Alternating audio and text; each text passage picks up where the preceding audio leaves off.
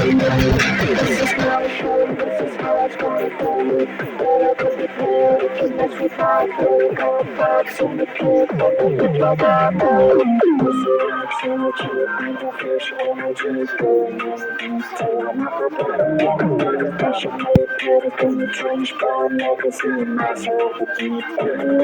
I just be feeling in the box, so now it feels like therapy. Now I'm shining kids, so the got my back in the deep sea. I'm continuing this inconsistent. Çok heyecanlıyım. Çok heyecanlıyım.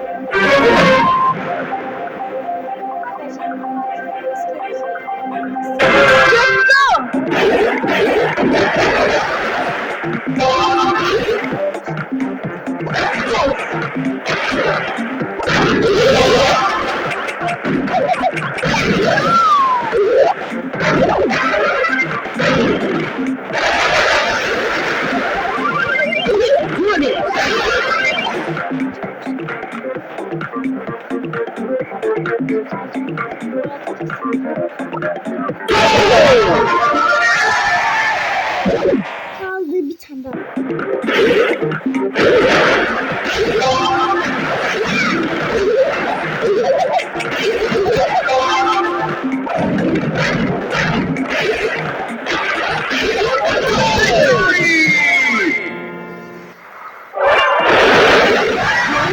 Ben artık bundan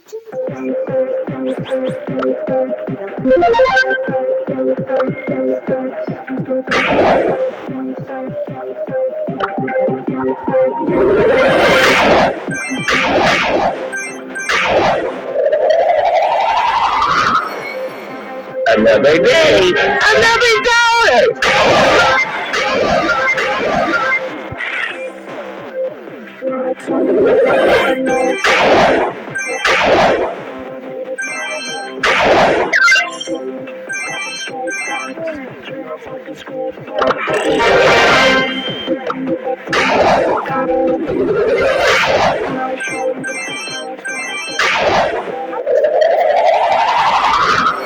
Don't mess with the ball.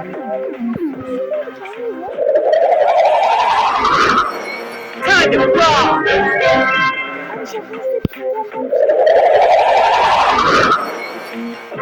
Let's totally fine.